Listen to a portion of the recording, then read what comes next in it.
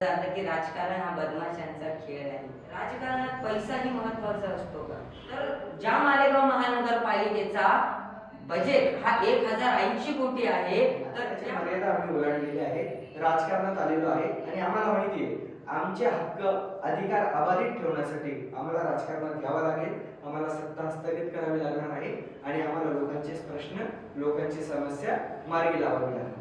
लोकांना वाटतं की हा लोकसेवक, हा नगरसेवक निवडून आल्यानंतर आमच्या समस्या जाणून घेईल, आमच्या सुखादुःखाच्या गोष्टी जाणून घेईल, आमच्याशी चर्चा करेल, आमच्याशी गप्पा करेल. परंतु त्या सगळ्या काही गोष्टी होत नाही. लोकांच्या अपेक्षा थोडक्या आहेत, परंतु त्या देखील या नगरसेवकांकडून जर पूर्ण होत नसतील तर ही शोकांतिक आहे. सीसीटीव्ही जिथे गरजेचे आहे तिथे लावले गेलेले नाही आणि जे लावलेले आहेत ते देखील तुम्ही काढून घेतले.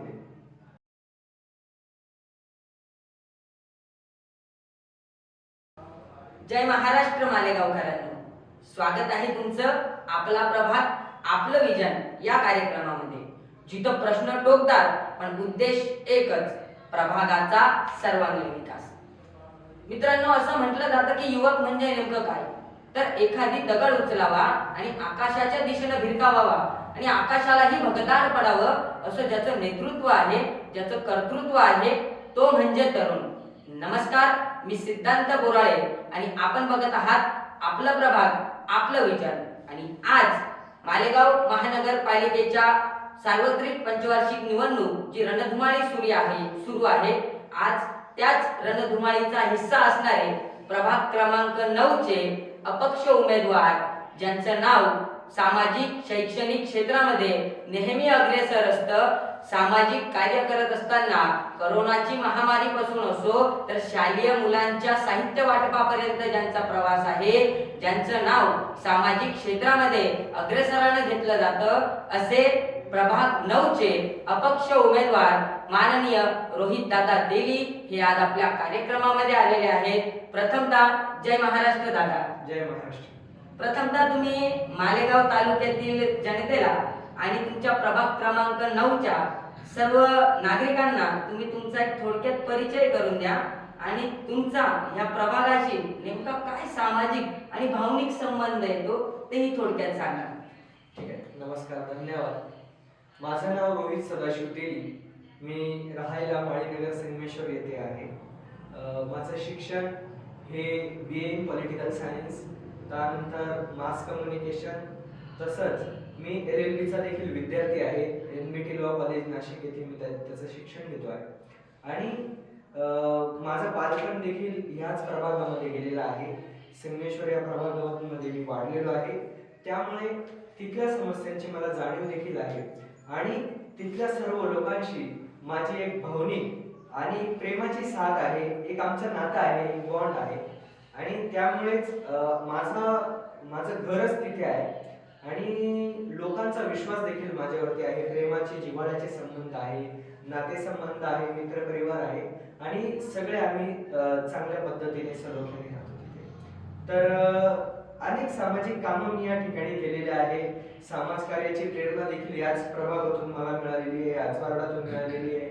अनेक आदर्श मंडळ देखील इथे आहेत. त्या मंडळांमध्ये जाऊन, त्या विचार मंचांवरती जाऊन माझ्या विचारांची जडणघडण झालेली आहे आणि म्हणून म्हणजे माझा हा छोटासा परिचय मी माझ्या प्रभागातील लोकांना देऊ इच्छितो की मी अनेक सामाजिक संघटनांमध्ये देखील सक्रिय राहिलेलो आहे.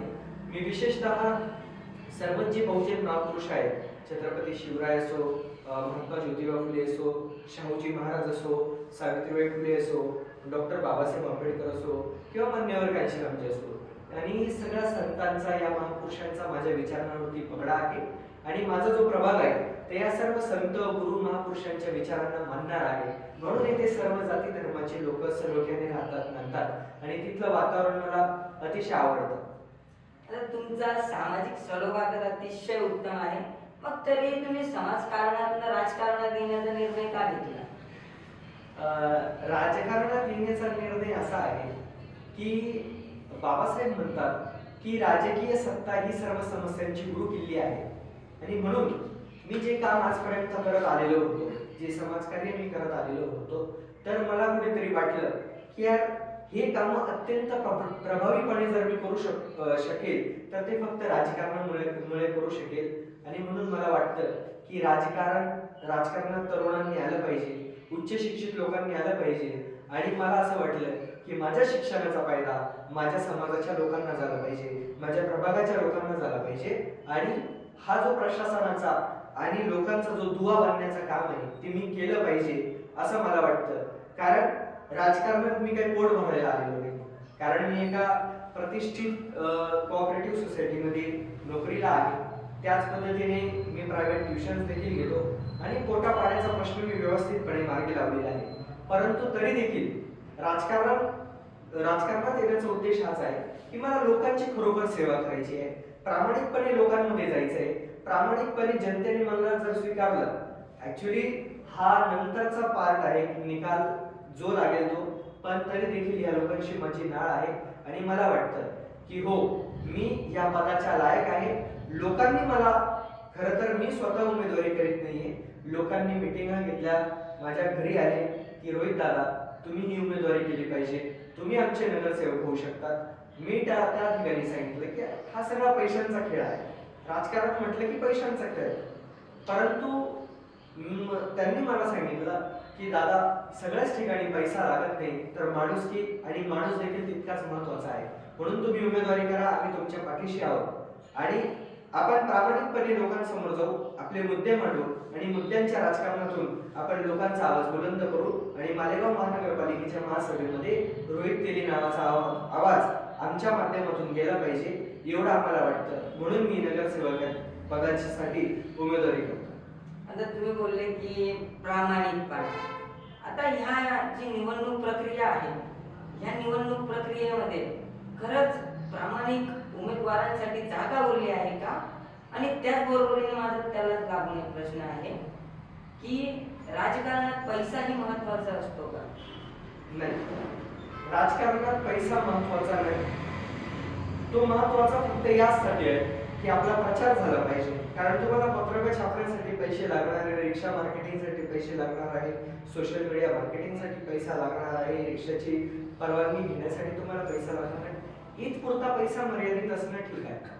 परंतु तुम्ही ज्या उद्देशाने प्रश्न विचारलेला आहे तर त्या कामासाठी पैसा लागेलच असं काही गरजेचं नाही, आवश्यक नाही. कारण आता जनतेला लक्षात आलेलं आहे की हे जो पैसा देणारा उमेदवार आहे, जो स्वतःची लायकी या त्या पैशांवरती ठरवतोय, त्याची लायकी नसताना तर तो व्यक्ती, तो उमेदवार आपला प्रभागाचा विकास करू शकत नाही. म्हणून जनता सुज्ञ आहे, त्यांना माहिती आहे जो प्रामाणिक काम करणार आहे तो पैसा देणार नाही, पैसा वाटप करणार नाही. आणि म्हणून राजकारणामध्ये पैसा महत्वाचा नाही. माणूस, त्याची समाजसेवा, त्याची धडपड, त्याची तळमळ, देवीच्या देठापासून तो लोकांचे प्रश्न किती मांडतोय आणि त्या समस्यांचं निराकरण कसं करतोय हे महत्वाचं आहे. बाकी पक्षाचं राजकारण आणि पैशांचं राजकारण लोकांना आता आवडत नाही. लोकांनी ठरवलंय तुम्ही कितीही पैसा वाटा, परंतु आम्हाला जे करायचं मी तेच करणार. म्हणून जनतेला तुम्ही मूर्ख बनवू शकत नाही, त्यांना वेठीच धरू शकत नाही. आता तुमचा मुखवटा त्यांनी उतरवलेला आहे. आता तरुणांमधून नेहमी असं म्हटलं जातं की राजकारण हा बदमाशांचा खेळ आहे. एक तुम्ही तरुण उमेदवार आहात, या गोष्टीकडे तुम्ही कसं बघता? नाही, नक्कीच राजकारण हा बदमाशांचा खेळ आजपर्यंत झालेला आहे आणि हे वास्तव आहे, हे आपल्याला स्वीकारलं देखील पाहिजे. परंतु राजकारणावरती टीका करत असताना, राजकारणाविषयी बोलत असताना आपण नेहमी म्हणतो की राजकारण गलिच्छ झालंय, नीच झालंय, गटारी इतकं झालेलं आहे, दुर्गंधयुक्त झालेलं आहे. परंतु ते राजकारण बदलू शकतं, ते लोकांनी ठरवलं पाहिजे. आणि म्हणूनच आजपर्यंत पर्याय नव्हते, म्हणून मी प्रामाणिक उमेदवार म्हणून या मैदानात उतरलोय आणि लोकांना पर्याय दिलेला आहे की आता ही जी राजकारणाची गटारगंगा झालेली आहे ती साफ करण्यासाठी रोहित आलेला आहे आणि तो मुद्द्यांचं राजकारण करणार आहे. म्हणून तरुणांनी राजकारणात आलं पाहिजे आणि मुद्द्याचं राजकारण केलं पाहिजे. आता आपण थोडंसं मुद्द्यांवर येऊ दादा. जसं की सामाजिक क्षेत्रामध्ये आता तुम्ही नेहमी, आम्ही तुमचं काम कोरोना काळाच्या अगोदरपासून बघत आलो, तर सामाजिक क्षेत्रामध्ये काम करत असताना तुम्हाला नेमकं काय काय अडीअडचणींना सामोरं जावं लागतं? म्हणजे समाज क्षेत्रातून सुरू झालेला प्रवास आज राजकारणापर्यंत येऊन टेकलेला आहे. तर या बाबतीत आम्हाला तुम्ही थोडक्यात सांगा. नक्कीच. विषय असा आहे की समाजकारण करता करता समाजकारणात येणाऱ्या अनेक अडचणी तो एक विशेष वेगळा मुद्दा बनतो. परंतु मला तुम्हाला या ठिकाणी यास फक्त लक्ष वेधायचं यासाठी की आपल्या प्रभागामध्ये मी जेव्हा फिरतो, म्हणजे आता माझी NGO आहे मानवतार फाउंडेशन, त्या माध्यमातून आम्ही भरपूर कामे केलेली आहेत. गुरुविद समता सामाजिक विचार मंचाच्या माध्यमातून अनेक सामाजिक संघटनांच्या माध्यमातून आम्ही कामे केलेली आहेत. परंतु तेव्हा अनेक अडचणींना आम्हाला सामोरं जावं लागतं की आम्हाला समाजसेवा करण्यासाठी एका चौकटीत राहावं लागतं आणि बऱ्याच मर्यादा तिथे येतात आम्हाला की आर्थिक अडचण सगळ्यात महत्त्वाची समस्या आहे. परंतु त्याच्यावरचा उपाय म्हणूनच की आम्ही लोकसेवक झालो पाहिजे आणि आम्ही जो टॅक्स पे करतोय स्थानिक स्वराज्य संस्थांना, जो राज्य सरकारला, केंद्र सरकारला जो टॅक्स पे करतोय, तो आमच्या पैशात जो आम्ही पैसा जो टॅक्स पे करतोय तर त्या माध्यमातून आम्ही लोकांपर्यंत तो पैसा पोहोचवला पाहिजे, निधींच्या माध्यमातून, विकास कामांच्या माध्यमातून. म्हणून जो लोकांच्या ज्या गरजा आहेत त्या या ठिकाणी पूर्ण होऊ शकतात. म्हणून राजकारणात येण्याचा मूळ उद्देशच आहे की समाजकारण करता करता राजकारणात यावं असं वाटलं की राजकीय सत्ता ही सर्व समस्यांची गुरु किल्ली आहे. म्हणून राजकीय सत्ता तुम्ही जर घेतली तर मी जे काम आज 1 रुपयाचं करत होतो उद्या जाऊन मी ते 100 रुपयाचं करणार, म्हणजे 100 पटीने अधिक माझी गती वाढणार आहे. म्हणूनच आम्ही ज्या सामाजिक कामं करत होतो आता त्याच्या मर्यादा आम्ही ओलांडलेल्या आहेत, राजकारणात आलेलो आहे आणि आम्हाला माहिती आहे आमचे हक्क अधिकार अबाधित ठेवण्यासाठी आम्हाला राजकारणात यावं लागेल, आम्हाला सत्ता हस्तगत करावी लागणार आहे आणि आम्हाला लोकांचे प्रश्न, लोकांची समस्या मार्गी लावावी लागणार. आता जसं की तुम्ही आता जे प्रभागामध्ये तुमच्या आता प्रचार दौरे होत आहेत, तर प्रचार दौऱ्यांमध्ये तुमच्या गाठी भेटी होत आहेत, तर नागरिकांच्या प्रमुख समस्या नेमक्या काय आहेत आणि जनभावना त्या विरोधात नेमक्या काय आहेत? तर खरं बघायला गेलं तर जनतेमध्ये जेव्हा मी जातोय, लोकांमध्ये जेव्हा जातोय, लोकांच्या समस्या जेव्हा जाणून घेतोय, तर लोक म्हणतात की जे लोकप्रतिनिधी आम्ही 5 वर्षापूर्वी निवडून दिले होते ते डायरेक्ट 5 वर्षानंतर आले, आम्ही त्यांचं तोंड देखील बघितलं नाही. आमच्या समस्या ऐकून घेणं तर ठीक आहे, सोडवणं तर ठीक आहे, ते ऐकून देखील घेतल्या गेलेल्या नाही. म्हणजे अस्वच्छतेच्या समस्या असो, आरोग्याचे प्रश्न असो, एव्हाना लोकांना याही गोष्टींपासून ठीक आहे तुम्ही या गोष्टी सोडवू शकत नाही, किंवा तुम्ही त्यांच्या सुखादुःखाच्या गोष्टी तर समजू शकतात ना. लोकसेवक कशाला म्हणतात, नगरसेवक कशाला म्हणतात? लोकांना वाटतं की हा लोकसेवक, हा नगरसेवक निवडून आल्यानंतर आमच्या समस्या जाणून घेईल, आमच्या सुखादुःखाच्या गोष्टी जाणून घेईल, आमच्याशी चर्चा करेल, आमच्याशी गप्पा करेल. परंतु त्या सगळ्या काही गोष्टी होत नाही. लोकांच्या अपेक्षा थोड्या आहेत, परंतु त्या देखील या नगरसेवकांकडून जर पूर्ण होत नसतील तरी शोकांतिक आहे. लोकांचा रोष आहे, लोकांना आजपर्यंत पर्याय नव्हता, परंतु तो पर्याय आता आम्ही खुला करून दिलेला आहे. आम्ही जनतेला सांगितलं की आम्ही दर महिन्याला जनता दरबार घेणार, प्रत्येक वर्षाला मी माझ्या कामाचा आढावा देणार आणि तुम्हाला टीका करण्याचं आणि सूचना देण्याचं देखील मी आवाहन करतोय की या दरवर्षी होणाऱ्या मी जे जनता दरबार, ज्या मिटिंगा घेणार आहे, ज्या समस्या जाणून घेणार आहे, तुम्ही त्या करू शकता. आणि हाच टार्गेट आहे माझा 5 वर्षाचा की मी माझ्या 5 वर्षामध्ये काय कायापालट करू शकतो. तर जनतेला खूप जास्त अपेक्षा नाहीये, जनतेला आता गृहीत धरायचं कारण नाही. आता जनतेला मी जाऊन समजावलेलं आहे की हो ठीक आहे, आजपर्यंत ज्या नगरसेवकांनी जी चूक केलेली आहे ती चूक आमच्याकडून होणार नाही. एक संधी माझ्यासारख्या तरुणाला, उच्च शिक्षित तरुणाला, प्रामाणिक उमेदवाराला तुम्ही दिली तर नक्कीच तुम्हाला याच्यामध्ये बदल दिसेल. तर दादा, तुम्ही स्वच्छतेबद्दलही बोललात, तर स्वच्छ भारतचा एक नारा दिला जातोय, पण तो कागदावरच आहे की काय असं कधीतरी आम्हाला वाटायला लागतं मालेगावकरांना. कारण घंटागाडी म्हणजे लोकांना हप्ताभर घंटागाडीचं चेहरा दिसत नाही, किंवा मालेगावात कुठंही डस्टबिन ठेवल्या गेलेल्या नाहीये. मालेगावला तुम्ही जिल्हा म्हणायच्या गोष्टी करता, तेच मालेगाव अगोदर तुम्ही स्मार्ट सिटी करा. तर ह्या गोष्टींचा ताळमेळ म्हणजे नागरिक आणि प्रशासन या दोघींचा ताळमेळ तुम्ही या गोष्टीत कसा बसवाल? बरोबर. तुमचा प्रश्न अगदी म्हणजे मुद्द्यावरचा आहे आणि याच्यावरती बोलणं खूप गरजेचं आहे. खरं तर आता आपण या मुद्द्यांना हात न लावता पुढे गेलो पाहिजे होतं. कारण सार्वजनिक स्वच्छता असो, आरोग्याचे प्रश्न असो किंवा मूलभूत सुविधांचे प्रश्न असो, हे आजपर्यंत मार्गी लावले गेले पाहिजे होते. परंतु आणि त्याच्या पुढे जाऊन आता आम्ही आधुनिक टेक्नॉलॉजीकडे आणि त्या पद्धतीने होणाऱ्या विकासाकडे वळलो पाहिजे होतो. परंतु आज देखील दुर्दैव असं आहे आणि शोकांतिक आहे की आम्हाला आजही शौचालयाची, स्त्रियांसाठी मुतारीची आणि स्वच्छतेची चर्चा करावी लागते. म्हणजे तुम्ही घंटागाडी सुद्धा पाठवू शकत नाहीये, म्हणजे तुम्ही गटार सुद्धा साफ करू शकत नाहीये.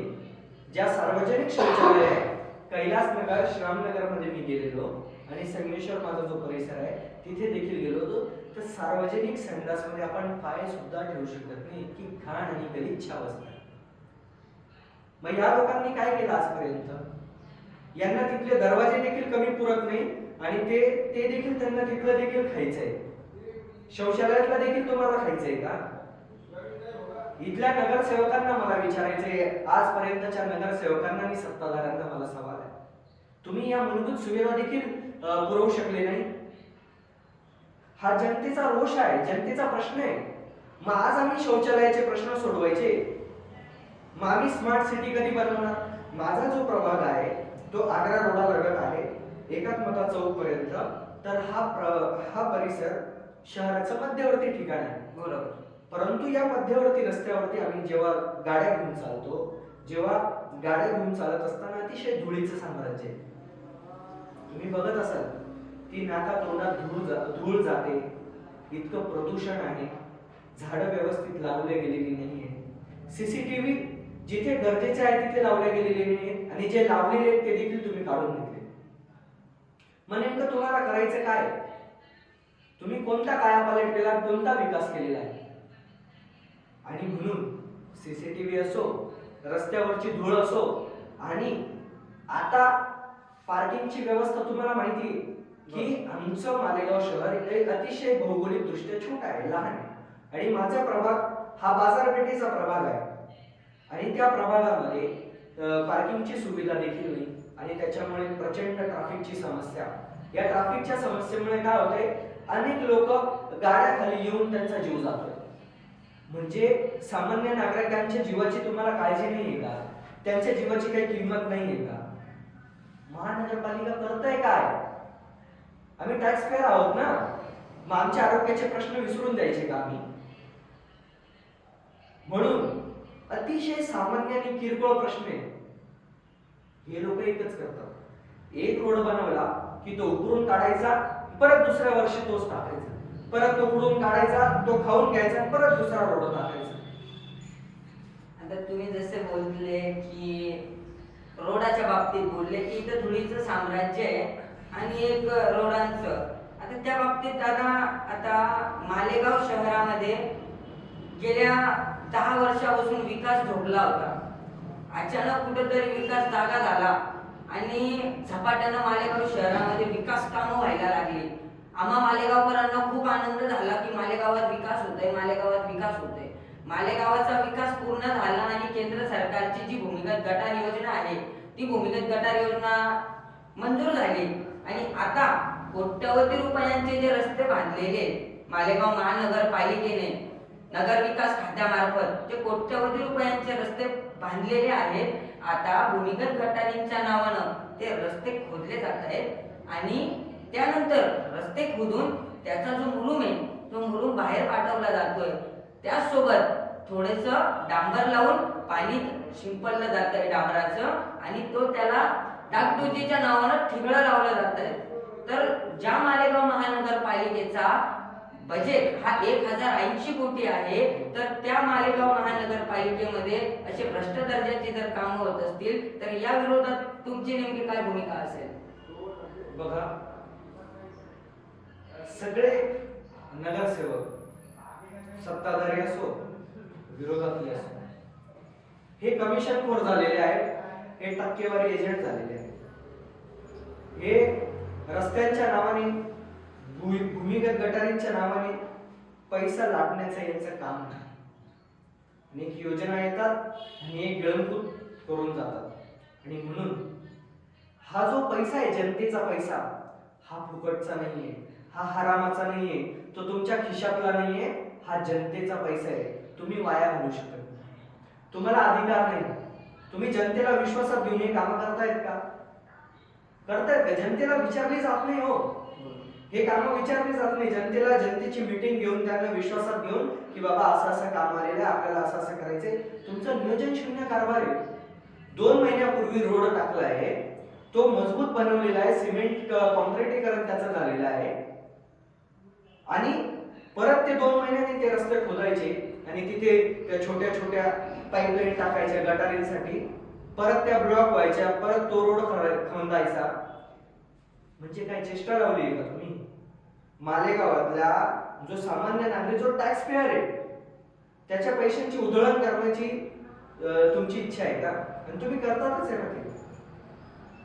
परंतु आता हे होणार नाही, कारण यांचे सगळे धागेदोरे मला त्याच्यावरती जास्त बोलायचं नाहीये. बोलायला गेलं तर खूप काही निघणार आहे.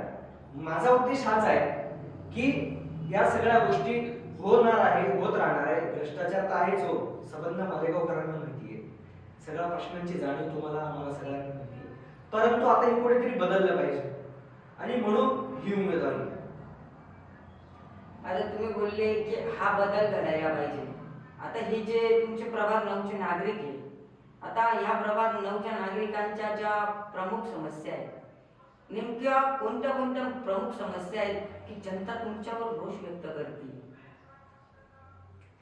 अनेक समस्या आहेत. जसं मी आता सांगितलं तुम्हाला की मराठी शाळा बंद पाडल्या गेलेल्या आहेत. ज्या मराठी शाळेमध्ये गरिबांची पोरं शिकत होती, झोपडपट्टीतले पोरं शिकत होती, माझे भाऊ, माझी बहीण, माझे काका, जे ज्या शाळेत शिकून मोठे झाले, मीही एक जर्गीचा तर त्या शाळा तुम्ही बंद पाडल्यात ना. बरोबर. संपूर्ण महाराष्ट्राची अवस्था सोडा, ठीक आहे, महाराष्ट्र बंद पडल्यात, पण मालेगाव महानगरपालिकेअंतर्गत येणाऱ्या शाळा देखील बंद पाडल्यात ना भरपूर. मग गरिबांच्या मुलांनी शिकायचं नाही का?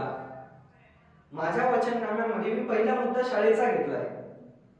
कारण मुलगा शिकला नाही, कारण तुम्ही तिथलं शिक्षण निकृष्ट दर्जाचं केलं, तिथल्या शिक्षकांना प्रॉपर ट्रेनिंग नाही, तिथल्या मुलांना मध्यान्ह भोजनाची गुणवत्ता नाही, त्या मुलांना आवड निर्माण होईल, रस निर्माण होईल अशी व्यवस्था नाही, त्या शाळेची गुणवत्ता ढासळून टाकली. कोणत्याही पालकाला वाटतं ना माझ्या मुलांनी चांगल्या शाळेत जावं, परंतु ती गुणवत्ता तुम्ही ढासळवलेली आणि तो विश्वास तुम्ही गमावलेला आहे.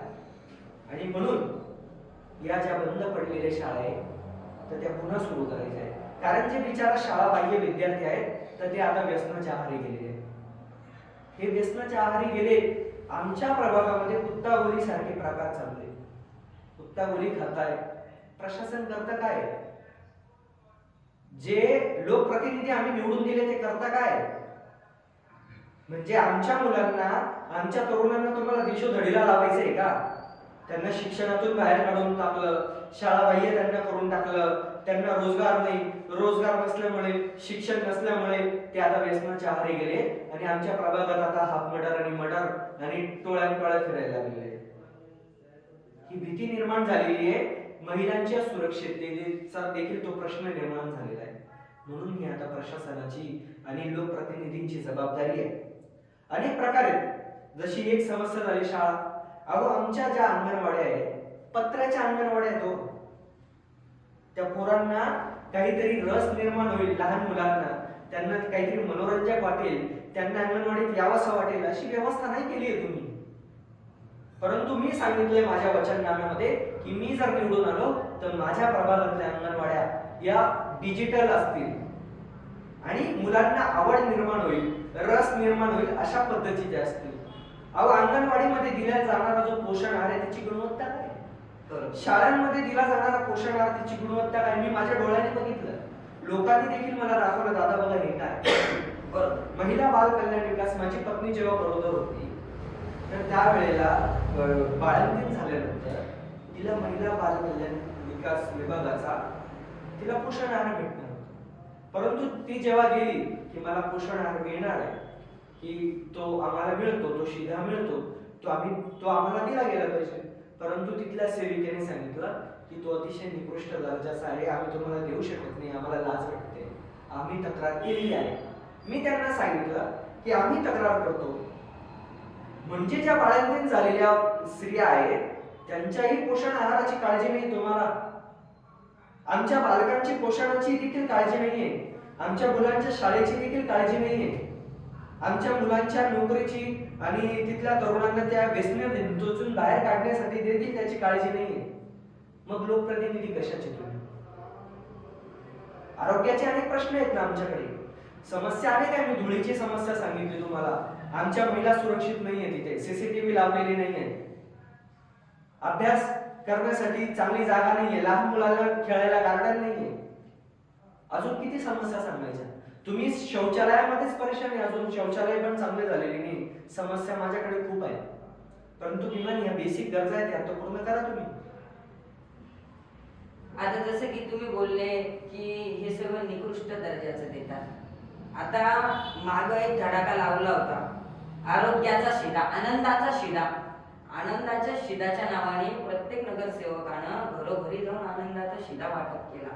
परंतु तो आनंदाचा शिधा खाल्ल्यानंतर लोकांना 100 ते 150 रुपयाचा आनंदाचा शिधा घेतल्यानंतर प्रत्येकाला 1000 ते 1,500 रुपये दवाखान्यात लागले, कारण त्यांचे घसा खराब झाला किंवा त्यांना आरोग्याच्या समस्या निर्माण झाल्या.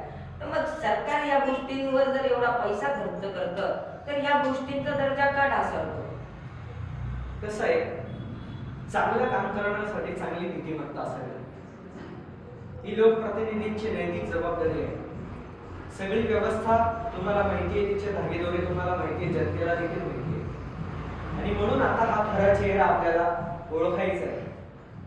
आणि ती नैतिक जबाबदारी मी घेतोय की मुलांच्या पोषण आहाराची जबाबदारी, त्यांना मध्यान्ह भोजन जे मिळणार आहे तो जो निकृष्ट दर्जाचा आहे तो सकस आणि पोषक कसा मिळेल याची जबाबदारी, चांगल्या शाळांची जबाबदारी, डिजिटल अंगणवाड्यांची जबाबदारी, स्वच्छतेची जबाबदारी, घंटा गाडी येत नाही त्याची जबाबदारी.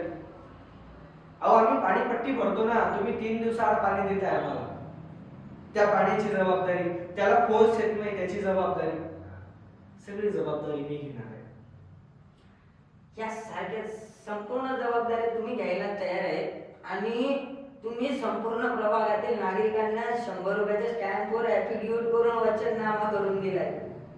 तर तुम्हाला यासारख्या गोष्टींची म्हणजे का गरज भासली की लोकांना विश्वास देण्यासाठी तुम्हाला स्टॅम्पवर काय ऍफिडेव्हिट करून द्यावं लागेल?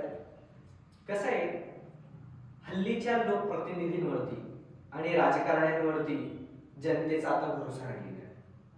आणि म्हणूनच हा पण त्याच गणतीतला आहे की काय, मला त्या गणतीत काढायला नको आणि मी प्रामाणिकपणे हे काम करणार आहे हे मी ठामपणे सांगू शकतो.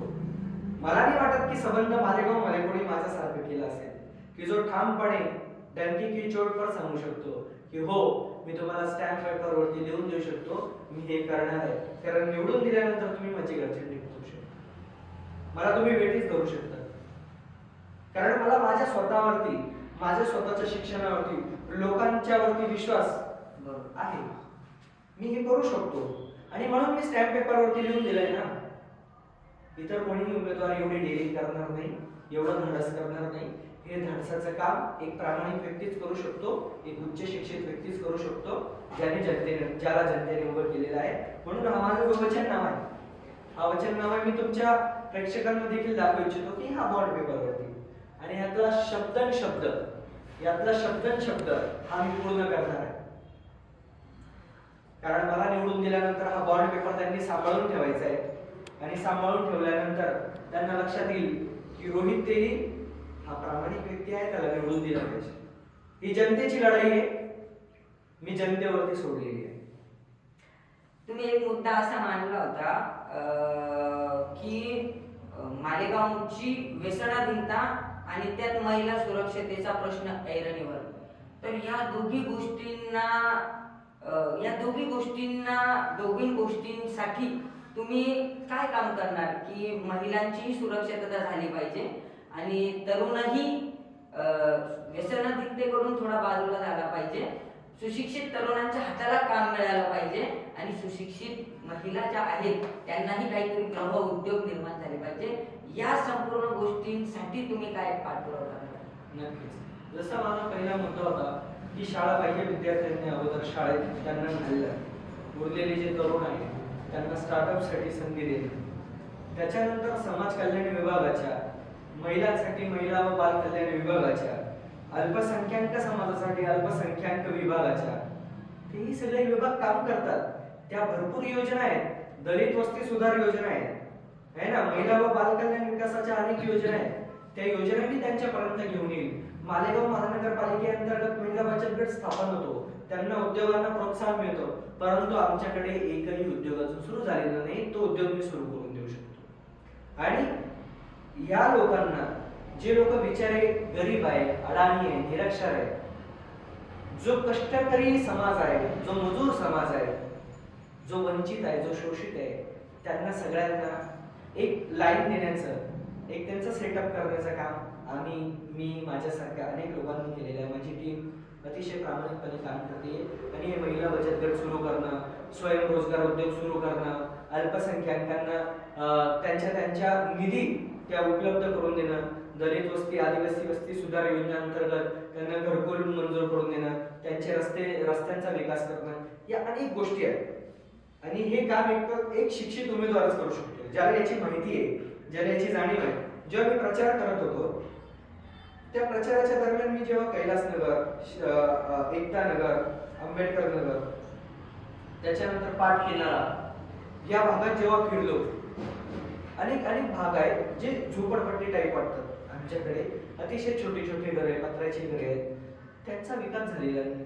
मी त्यांना घर बांधून देणार नाही, बरोबर, पण त्यांना राहण्याची ज्या घरकुल योजना आहेत त्या सुद्धा पूर्णपणे राबवल्या गेलेल्या आहेत. त्यांच्या हक्काचं तर त्यांना द्या, त्यांच्या हक्काचं आहे ते. म्हणून या सगळ्या गोष्टी, या तरुणांचं, या बालकांचं, या महिलांचं, यांची सुरक्षितता कशी होईल?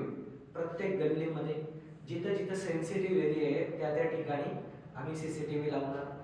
तरुणांसाठी जे विद्यार्थी आहेत, जे स्पर्धा परीक्षांची तयारी करतात, जे इतर परीक्षांची तयारी करतात, त्या सगळ्यांसाठी आम्ही वायफाय सुविधा बसवणार.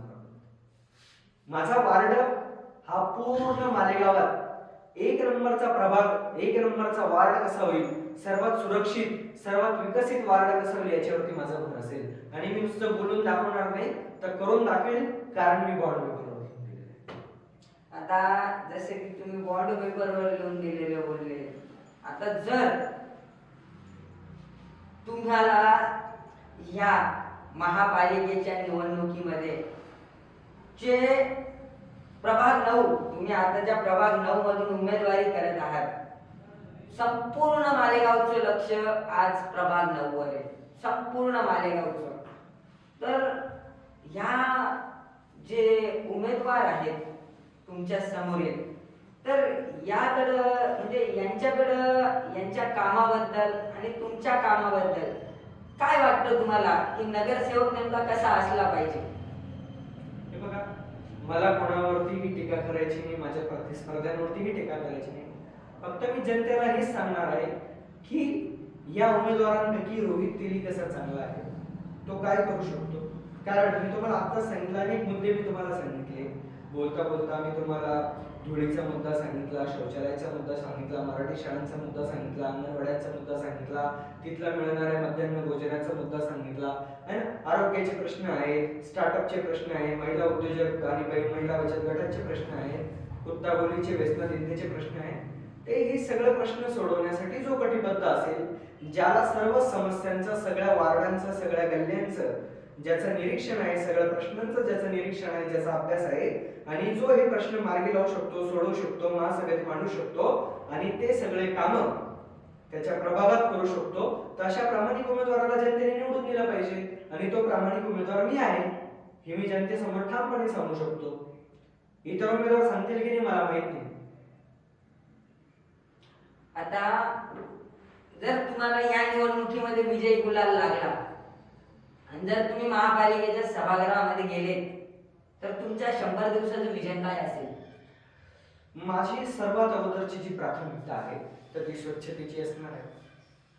माझा प्रभाग रोजच्या रोज स्वच्छ झाला पाहिजे, घंटागाडी रोज आली पाहिजे. अहो, कोरोना नंतर आमच्या फवारणीच झाल्या नाही, त्या फवारणी झाल्या पाहिजे. त्याच्यानंतर मुलांसाठी वायफाय सुविधा कशा होतील, लगेच जे बंद पडलेले गार्डन्स आहेत ते कसे सुरू होतील, जे वाचनालय सार्वजनिक वाचनालय त्यांची व्यवस्था अजून चांगल्या प्रकारे कशी करता येईल, त्यानंतर सीसीटीव्ही कशा लागतील, त्याच्यानंतर जो पोषण आहे त्याची गुणवत्ता कशी सुधारली जाईल, सीसीटीव्ही कधी लागले जातील, तर या 100 दिवसाच्या आत मी सगळे काम करून दाखवू शकतो. आणि जर तुमचा या निवडणुकीमध्ये पराभव झालाच तर तरीही तुम्ही जनतेसाठी काय विजन ठेवणार? नक्कीच जय पराजय या नाण्याच्या दोन बाजू आहेत. जनता जी कौल देईल ते आम्हाला मान्यच आहे, परंतु पराजय जरी झाला तरी जनतेसोबतची जी माझी नाळ आहे ती कधीच तुटणार नाही. कारण मी समाजकारणातून आलेलो व्यक्ती आहे, समाजकारणातून लोकसेवेतून आलेलो आहे आणि मला फुले शाहू आंबेडकरी विचारांचा वारसा आहे आणि लोकसेवेचा वसा आहे. आणि हा महापुरुषांच्या विचारांचा वारसा आणि लोकसेवेचा वसा घेऊन मी चालतोय.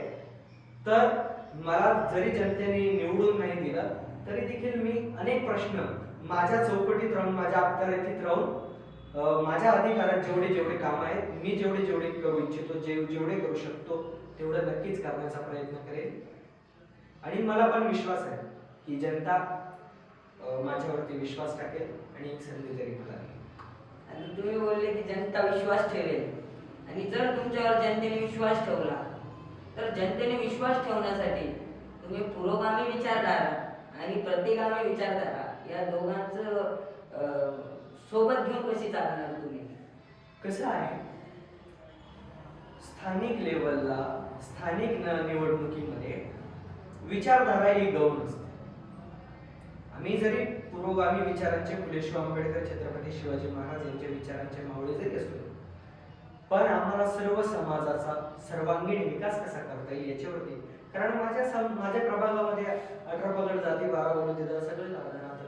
माझ्या प्रभागात मुस्लिम संख्या देखील आहे, आदिवासी देखील आहे, दलित बांधव आहेत, मराठी बांधव आहेत, मळे बांधव आहेत, बेलदार आहेत, सोनार आहेत, नावी आहेत, सुतार आहेत, सर्व समाजाचे बांधव आहेत. परंतु मी आज फक्त माझ्या प्रभागातील नागरिक, त्यांच्या समस्या एवढाच माझा विजन आहे.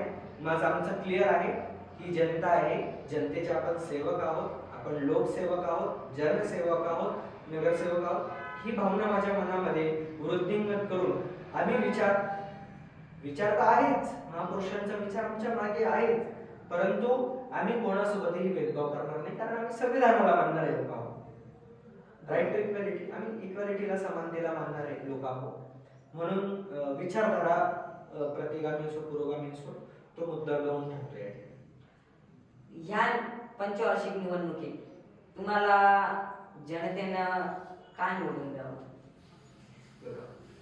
या पंचवार्षिक निवडणुकीत आजपर्यंत आम्ही ज्या ज्या नगरसेवकांना निवडून दिले, ज्या ज्या कामासाठी निवडून दिले ते काम पूर्ण झालेले.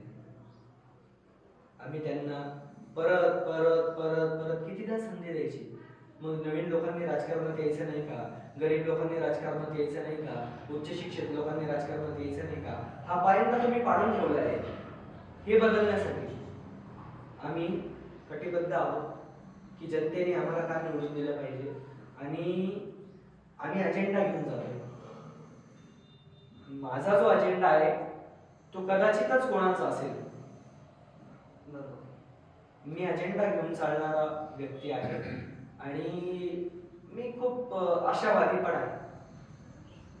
कारण निराशावादी लोक काहीच करू शकत नाही, आशावादी लोक नेहमीच काहीतरी करू शकतात. आणि लोकांनी आम्हाला का निवडून द्यावे, तर मी अनेक मुद्दे तुम्हाला सांगितलेले आहेत, तर त्या मुद्द्यांचं निराकरण झालं पाहिजे. समस्या आणि 5 वर्षात देखील काम करता येऊ शकतं. गरजेचं नाही की 10 वर्ष, 20 वर्ष, 30 वर्षे एका व्यक्तीला सत्ता दिली तरच तो प्रभागाचा विकास करू शकतो. हे असत्य आहे, हे खोटं आहे. 5 वर्षात देखील विकास करू शकतो. आता मला तुम्ही शेवटचं असं सांगा की तुम्ही आता प्रभाग 1चे जे नागरिक आहेत प्रभाग 1च्या नागरिकांना नऊ. प्रभाग आता नऊ. प्रभाग 9चे जे आपले नागरिक आहेत, तर प्रभाग 9च्या नागरिकांना तुम्ही काय संदेश द्याल या निवडणुकीसाठी?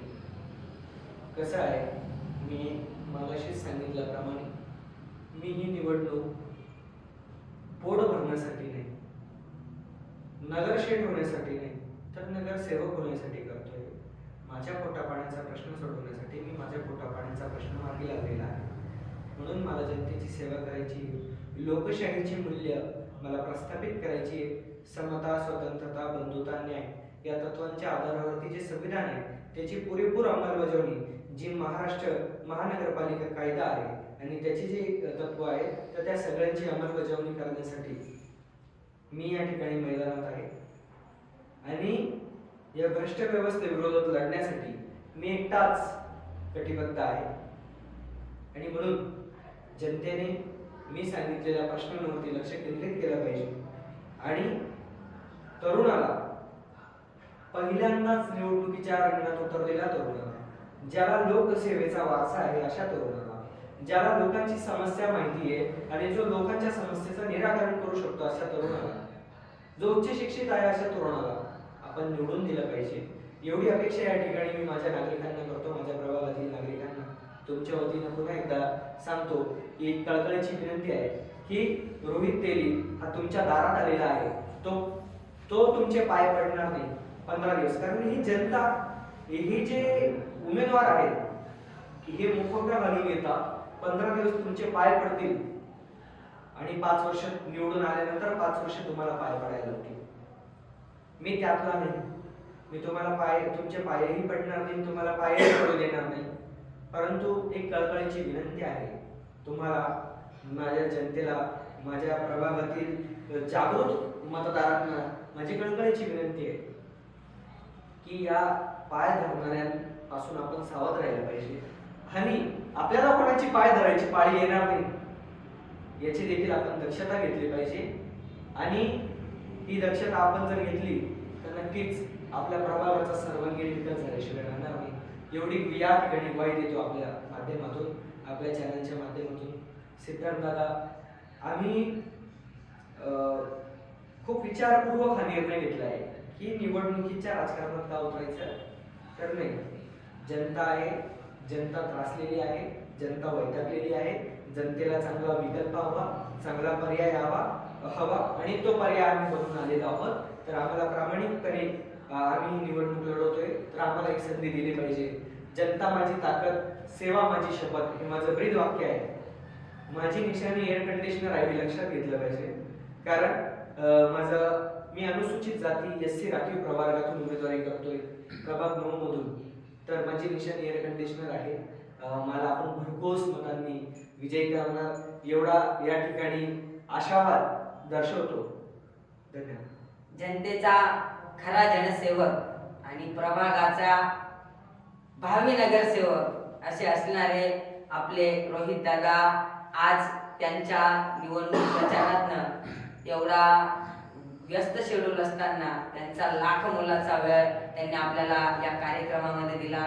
त्याबद्दल मी दादा तुमचे पुन्हा एकदा आभार मानतो.